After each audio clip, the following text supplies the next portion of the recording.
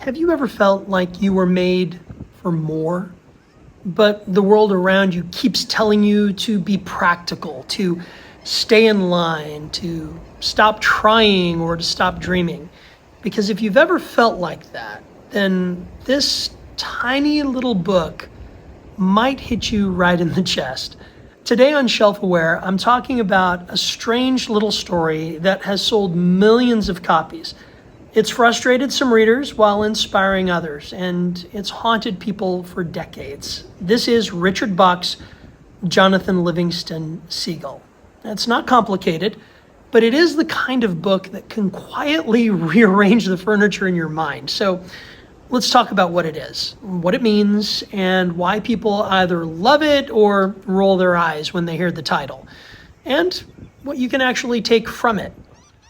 Because this isn't a story about a bird. It's not about a seagull, even though it is about a seagull.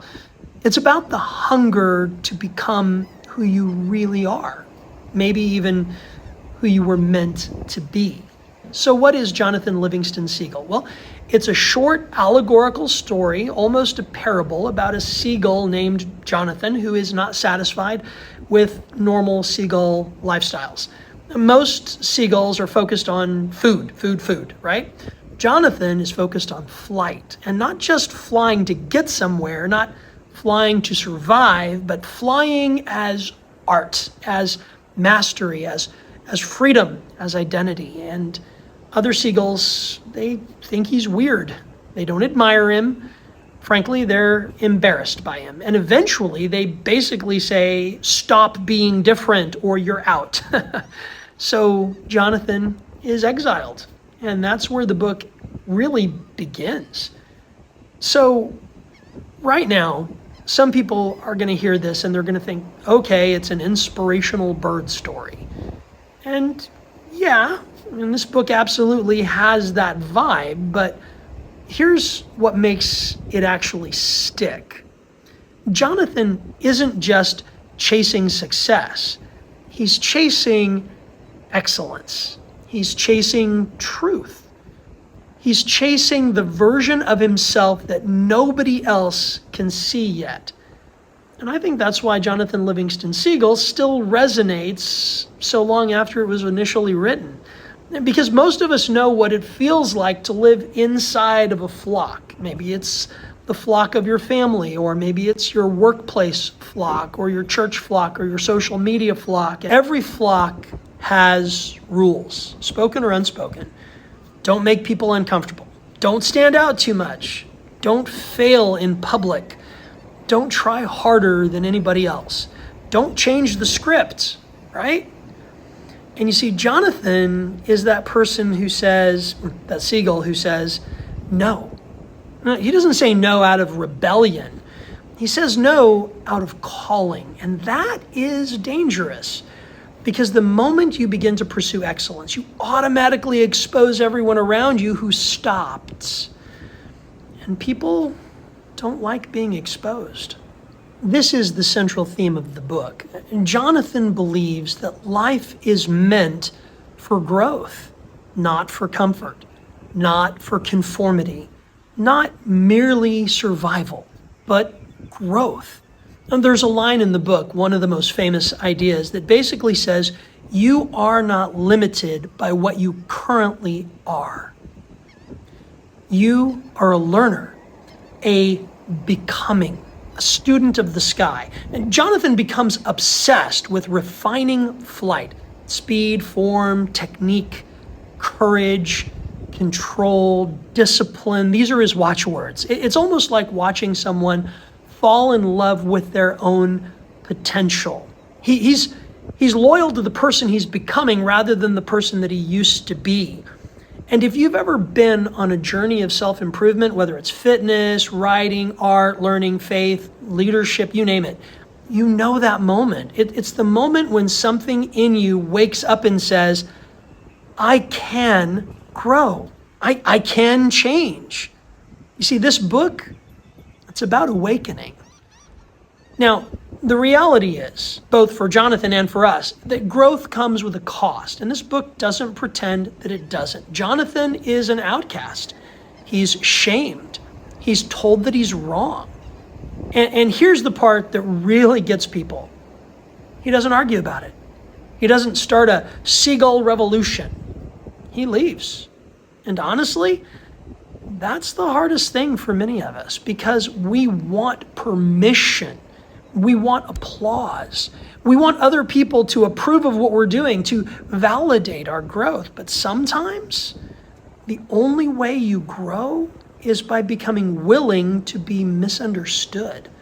Jonathan becomes willing to be lonely, not because he hates others, but because he's chasing something bigger. And that raises a real life question, and that is, what dream did you abandon because you didn't want to be judged by others? Now, the second half of the book takes a bit of a turn. You see, Jonathan meets other gulls who have advanced well beyond him. And the story becomes more spiritual and more metaphysical, almost like a mystical martial arts training arc. I mean, some people love that. Some people find it cheesy. But if you read it symbolically, it's actually pretty powerful, because the message becomes, you are not what the world called you. You are not what the flock has limited you to. You're not even what you think your limits are. You can transcend those limits. You can grow into a new kind of freedom. And what's interesting is Jonathan eventually returns, not to show off, but out of a desire to teach others what he's learned. He comes back for the other outcasts, the weird ones, the hungry ones, the ones who want more than fish scraps and survival. And I love that shift. He becomes a teacher, not a conqueror, not an influencer. He becomes a teacher. Now, let's be fair. Some people mock this book. Some people actually hate this book because it can feel overly simple. It can feel like it's trying too hard to be profound. And some of the lines sound like something that you'd see on a motivational poster next to a sunset. I get that. I get that. But here's the truth. Some books aren't meant to be dissected like a novel. They're meant to be taken like a vitamin, in small doses, with clear messages. And then you go live your life. This book is not trying to impress you with its complexity. It's trying to wake you up. So here's the question that this book leaves you with. Not, do you like seagulls? Not, is this literary fiction? But rather this. What are you practicing? Because everybody's practicing something. Most people practice comfort. Most of us pursue distraction and entertainment. People practice avoidance. People practice being agreeable. They practice being normal. Jonathan practices flight. And in doing so, he becomes more himself than he was ever allowed to be before. So my question is this: what is your flight? What are you called to master? What part of you is trying to emerge, even if your flock doesn't understand it? If you've read Jonathan Livingston Seagull, tell me in the comments. Did it inspire you, or did it annoy you? Because I have a feeling that people split hard on this one. Some of you are going to love it. Some of you are going to hate it. If you haven't read it, you could literally finish it in a single sitting. And it might give you something to think about for a long time. This is Shelf Aware, where we don't just read books, we notice what they're doing to us. If you want more short, meaningful reads like this one, subscribe. And until next time, stay curious. Stay shelf aware. Thanks for watching.